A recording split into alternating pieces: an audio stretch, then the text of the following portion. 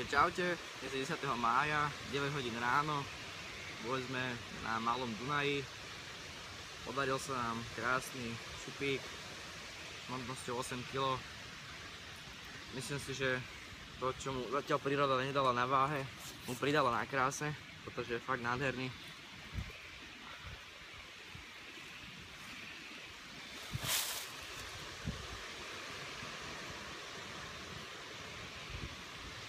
Bol to parádny súboj, táto plutva krásne spolupracovala so silou prúdu, museli sme ísť hneď na čln, ťahal to do prekážok, ale napokon sa nám podarilo ho vyťahnuť do prúdu a tam sme ho úspešne zdolali.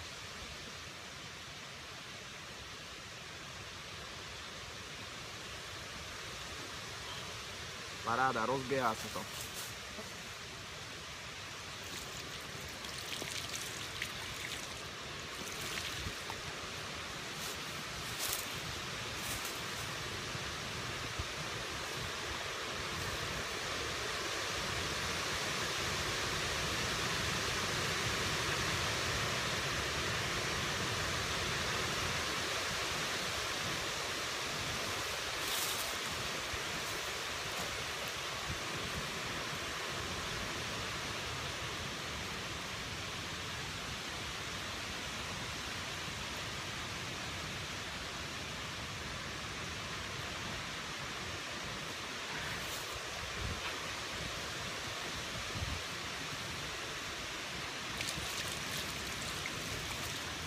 Tak a pustíme ho späť, aby tešilo aj druhých rybárov.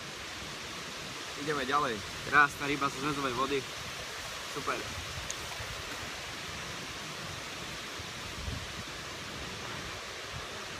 Ďakujeme.